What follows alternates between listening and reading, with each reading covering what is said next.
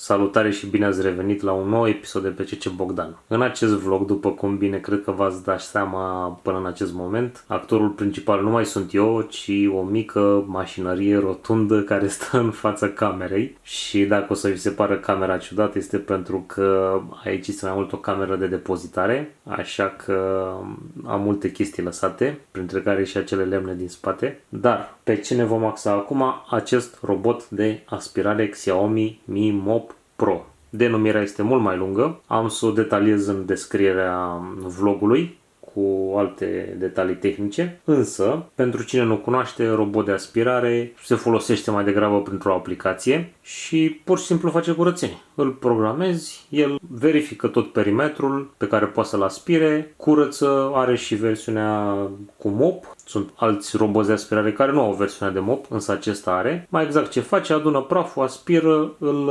înmagazinează într-o cutie pe care e bine cu timpul să o curățați, pentru că se strânge acolo mult praf. Are perie, pe lângă peria cea mică pe care o vedeți ieșită, cea gri. Mai are una pe dedesubt, o să ajungem imediat la ea. Iar chestia cu mopul este că varsă câteva picături de apă printr-o cârpă pe care am să o prezint la etapa de instalare și desigur e ca și cum ar da cu mop, la un nivel de 30% față de cum o face un om. Însă pentru cine nu are timp, cine este mai leneș, este o chestie foarte bună. Eu nu prea o folosesc pentru că am zone cu mai mult covor și nu prea este bine să lumezești covorul atât de des, atât de mult. Poate când se mișcă să scape mai multe picături și se umezească covorul mai mult, dar intră mult în detalii. Apropo de detaliile, mulțumesc prietenilor care mi-au stat în cap și mi-au spus că mă pierd mult în detalii, ceea ce am făcut în primele 2 minute, și de data aceasta am venit cu un caiet unde mi-am așezat câteva idei, așa că o să încerc să fiu mai tehnic, mai pe grabă, să nu mă pierd în detalii. Bun, povestea aspiratorului, cum am ajuns să-l cumpăr. În primul rând l-am văzut la prieteni, îl foloseau de ceva timp, erau încântați de el și au trecut o lună, 2, 3, tot îl foloseau, nu renunțau la el. Am zis, băi, trebuie să fie interesant. Când veneau la noi în vizită sau mergeam în altă parte, îi auzeam ceva de genul, stai că am uitat să programez aspiratorul, și în fața mea programa aspiratorul și l-a făcea curat acasă, în timp ce ei erau în altă parte. Am văzut asta de câteva ori și am zis, nu, trebuie să-mi iau și eu. Bineînțeles, mi-am luat, am pus o tonă de întrebări, lucruri pe care eu vi le voi spune în acest vlog, ce trebuie să știți înainte să cumpărați un robot de aspirare, indiferent de marca lui, și informații de care, credeți-mă, aveți nevoie, iar pentru 100-200 de lei chiar o să facă o diferență foarte mare. Bun, voi începe cu prețul, pentru că este foarte important. Acest robot, după cum v-am zis, robot de aspirare Xiaomi Mi Mop Pro, eu când l-am luat prin februarie, prețul era undeva la 1700 de lei, prețul întreg, cu reducere era cam 1300-1400. Eu l-am găsit la resigilate cu 1000 și câteva zeci de lei, nu mai țin minte. L-am folosit vreo 2-3 luni, după care părinții mei, încântați de faptul că eu tot îl folosesc, îl laud, au zis să vadă și cum este, l-am dus și la ei. După primele 2 utilizări au fost extrem de încântați, am zis bine, țineți-l acolo, că doreau și ei să-și cumpere, și am zis hai că atunci când vă luați voi, atunci vin să-l iau, până atunci țineți-l voi. Și bineînțeles că eu îl programă să dea curat, pentru că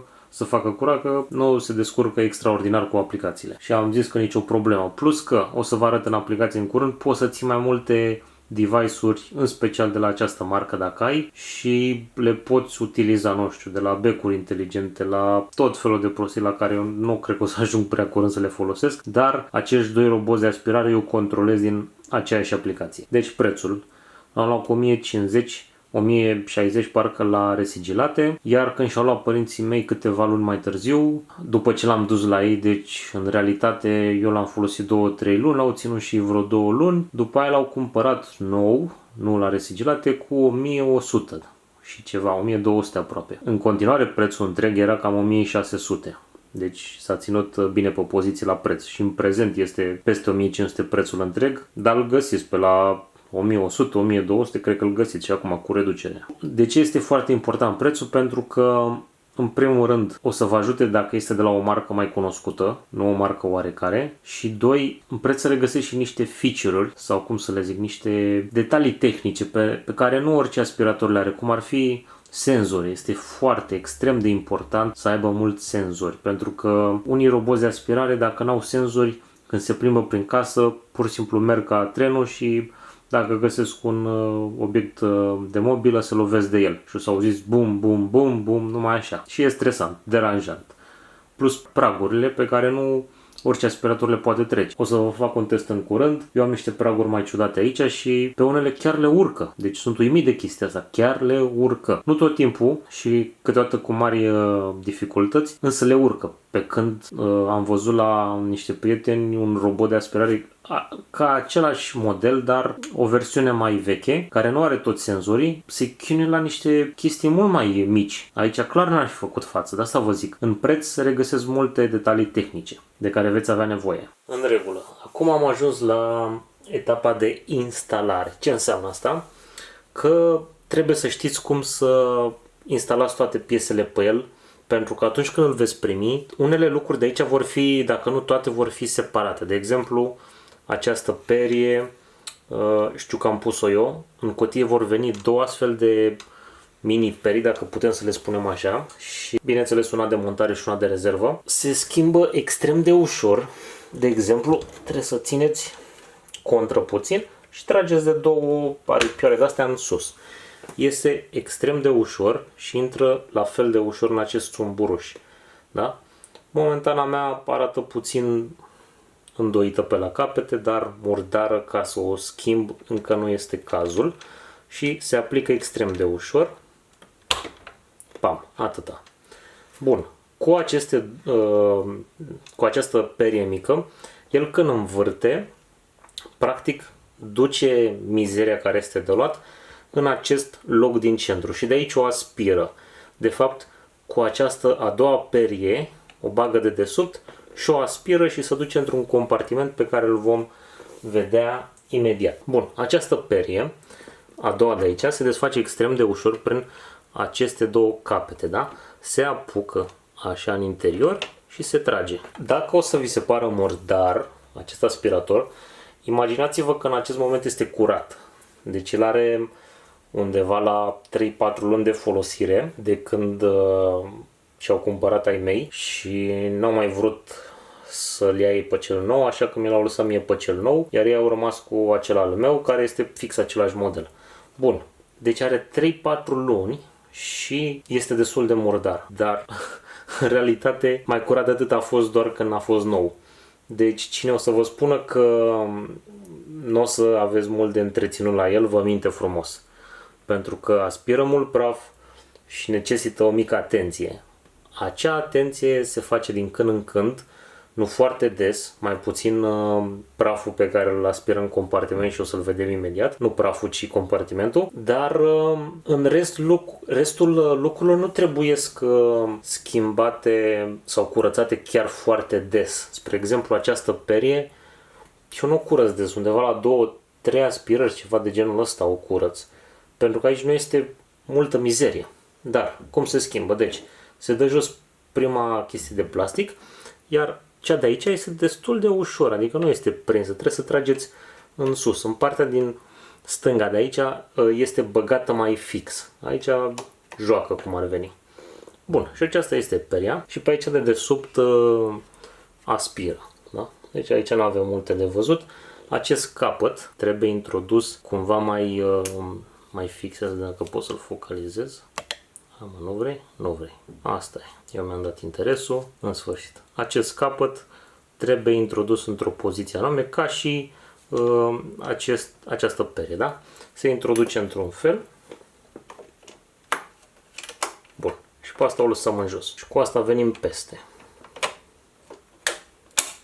Bun, acum asta fix. Ce trebuie să mai știți aici deasupra? Cine vrea să dea și cu mopul la acest aspirator, mai există două bucăți separate. Această cârpă, dacă pot să zic așa, care vine la acest plastic. Cumva se lipește invers. Da, se lipește așa. Și cumva prin aceste găurele cred eu că o să pice apa sau sincer n-am idei. Dar el vine montat așa, de fapt aici, dacă nu mă înșel, ceva de genul și practic dă cu mopul, dacă putem să-i spunem așa. Eu n-am încredere, eu nu folosesc chestia asta, dar trebuie să știți că este în cutie. Există aici și un mic desen, de folosire. Este puțin prăfuită pentru că a stat afară, a trebuit să o caut. Mai sunt și alte lucruri care au venit în cutie, dar nu le-am folosit. Prin urmare, nici cutia nu știu pe unde este. Asta întâmplător am reușit să o văd în balcon. Dar puteți să știți că aveți opțiunea asta. Nu toți roboții de aspirare au. Așa că dacă vă ajută, dacă aveți o zonă mai mare de parchet, de gresie prin casă, poate vă ajută chestia asta pe voi. În regulă. Am trecut la partea de sus, din nou. Acum o să vă arăt compartimentul de praf, unde se strânge praful. Este destul de simplu, practic. De oricare buză de pe aici, de pe margine, trageți în sus și se ridică. Ușița asta cu niște balamale stă singur, aici nu trebuie să-i faceți nimica. Și acesta este compartimentul. Eu l-am ales și l-am montat doar pe cel de praf. Ce înseamnă asta? Că pentru cine dorește să dea și cu mopul, mai există o cutie separată care într-o parte, nu mai știu în ce parte, mai are o cutie specială aici, un separeu special, unde se poate aduna apa. Și din acel loc, în teorie, își trage câte o picătură și mai dă câte un pic. În realitate, vă spun, din ce am văzut pe internet la mai mulți specialiști, l-au testat în situații mai extreme, varsă apă. Din acest motiv eu am ales să nu-l folosesc pentru mop, doar pentru aspirare. Bun. Cutia de praf se schimbă, se golește extrem de ușor. Există aici o chestie cu clips, cum să zic, un buton pe care apăsăm și se trage în sus. Ideea e că se trage drept. Nu se înclină într-o parte sau ceva, pentru că și atunci când îl băgăm la loc se montează fix în poziția de drept. Bun, îl scoatem afară. Pe aici are sertărașul pe unde intră și mai are un filtru. Un filtru extrem de bun. Stați să-l pun așa. Este extrem de bun, se schimbă ușor și acesta se mai curăță. Da? Aceste filtre se pot recomanda să fie înlocuit cam la 3 luni. Se găsesc pe EMAG, le-am găsit cu vreo 34-35 de lei, 2 filtre. Da? Deci foarte, foarte bine. Și se apasă undeva mai tare. Puf, gata. Ca să deschideți cutia de praf, trebuie să-l puneți în poziția asta și are aici 2 săgeți, dacă vedeți, 1, 2, pe care apăsați extrem de ușor. Ascultați. Da?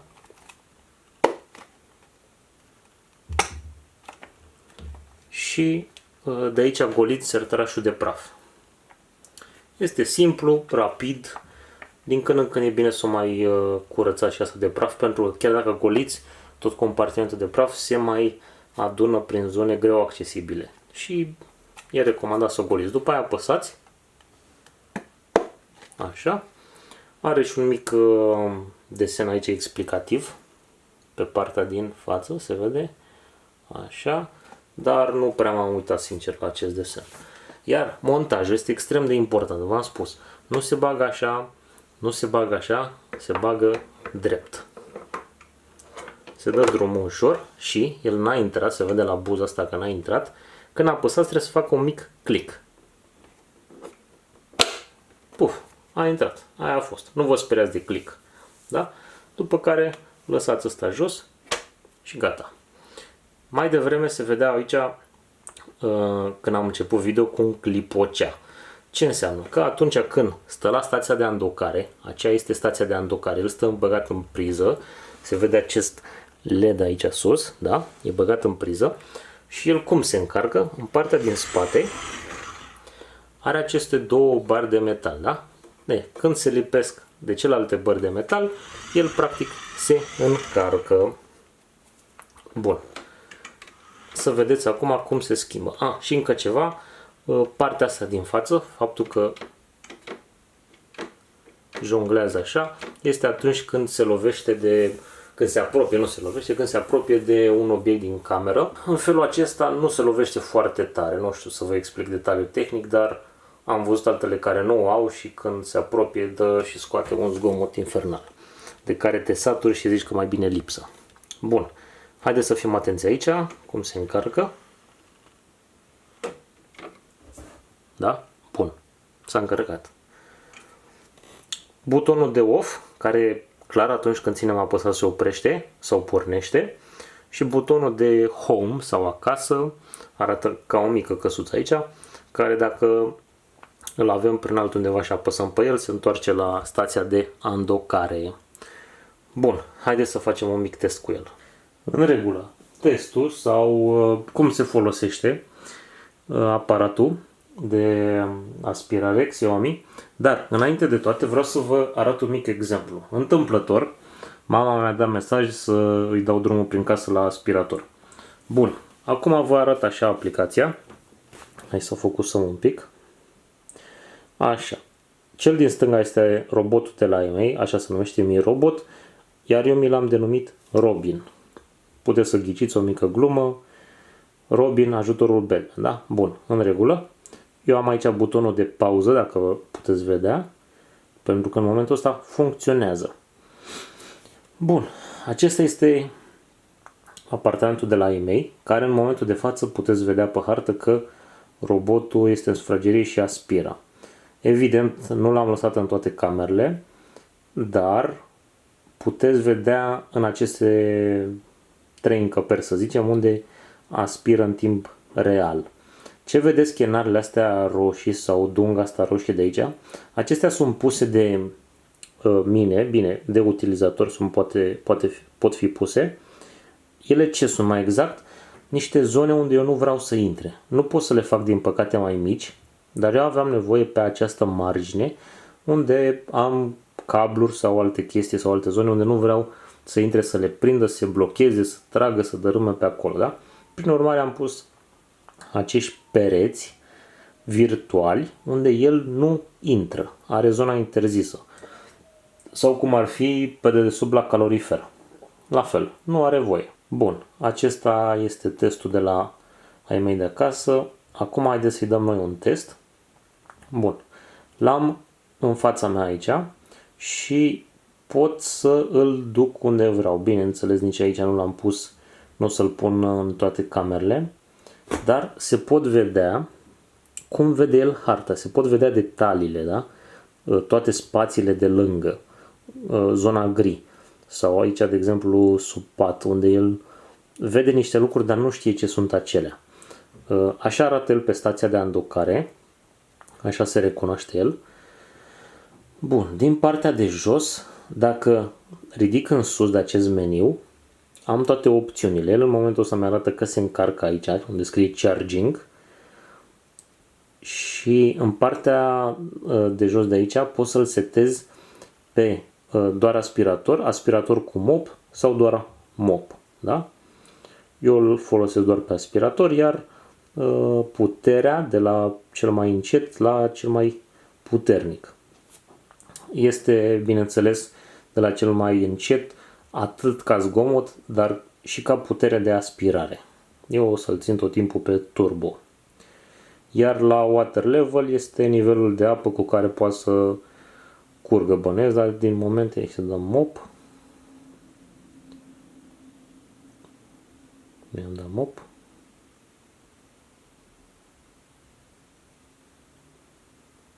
Acum am dat mop. Și acum putem să-i setăm nivelul de apă. Vacuum mop sau doar vacuum. În regulă. Eu de aici am posibilitatea, dacă doresc, să-l programez.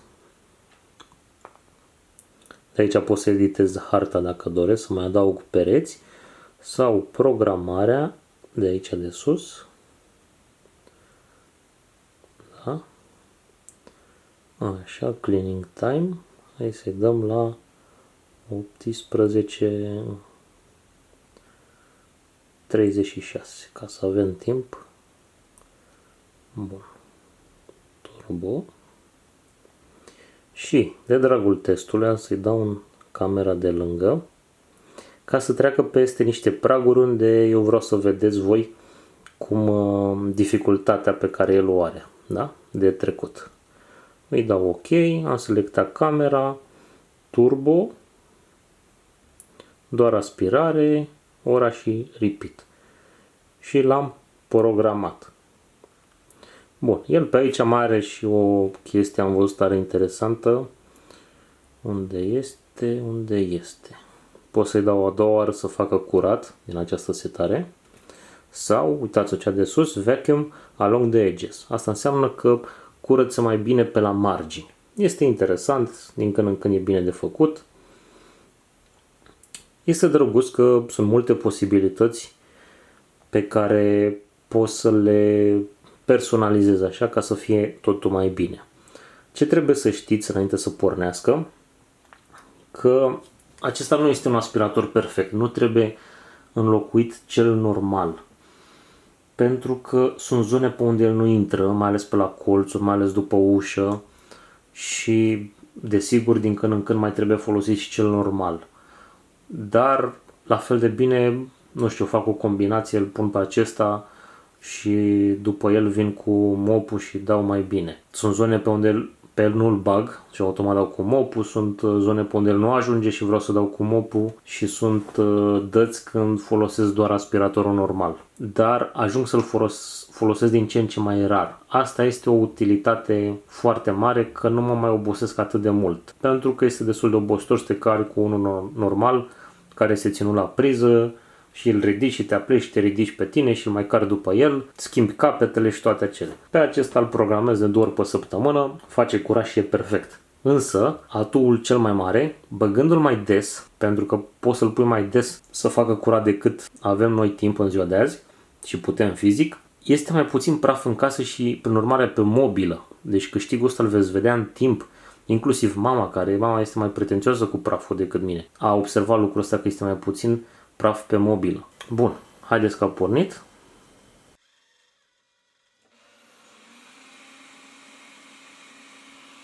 Acum pleacă în dormitorul celălalt. În regulă, acum este pragul pe care vreau să-l vedeți voi cum îl trece. Însă nu tot timpul îl trece. Dacă vă uitați atent, este un prag destul de măricel. Uneori îl trece, alteori nu. Victorie și fără să-l ajutăm, da? Așa, eu l-am programat să facă curat doar în această cameră. Așa că el face ce știe mai bine.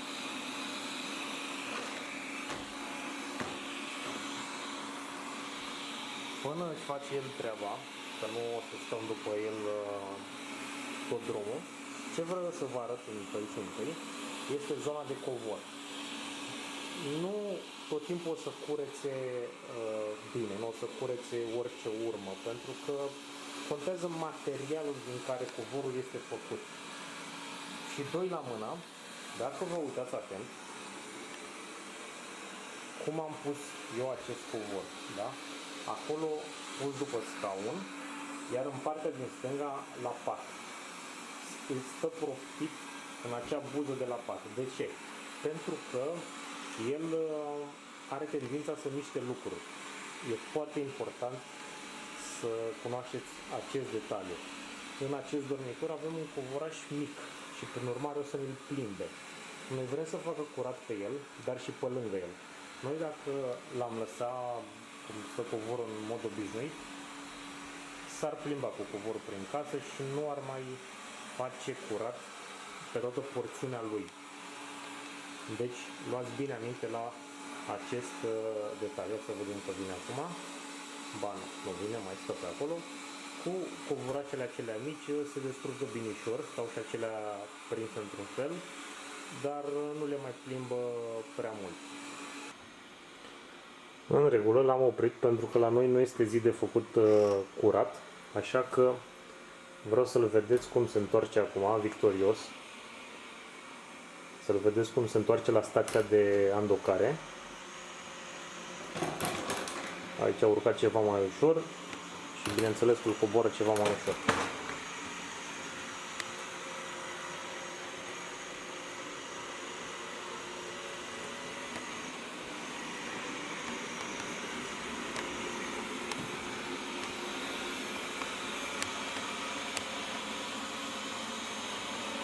Așa este metoda lui atunci când se apropie de stația de andocare.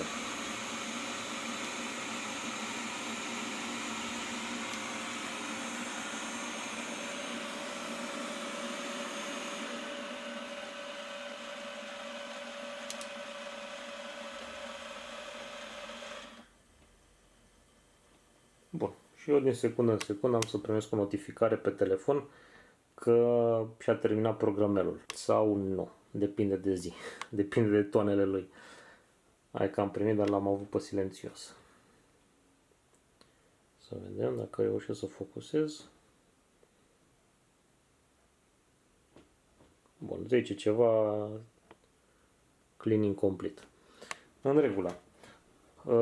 Aspiratorul are multe funcții pe bază de voce, poate fi programat vocal, le-am dezactivat, n-am nevoie de așa ceva, mă descurc destul de bine cu aplicația și își face treaba, merită banii, deci gândiți-vă la o cameră, la un apartament sau o casă măricică, să stai tot timpul să dai cu aspiratorul și să zicem că dați la 2 săptămâni, ceea ce mi se pare enorm de mult, tot este un efort pentru că este mult spațiu. Pe când cu acest robot poate fi programat de 2 ori pe săptămână, curățat o dată pe săptămână, care înseamnă destul de des și asta apropo, și este mai bine pentru voi, pentru că spuneți că nu aveți mult praf în casă, dar credeți-mă că este mult praf. Nu o să vă arăt cât a aspirat doar din acea cameră în acest moment, pentru că nu e frumos, dar credeți-mă că se adună. Tot acel praf pe care voi nu-l vedeți, dar este, ori îl respirați, ori se ridică în aer pe mobilă și iar îl respirați. Deci oricum o dați, nu e bine. Un astfel de robot nouă ne-a făcut viața puțin mai sănătoasă,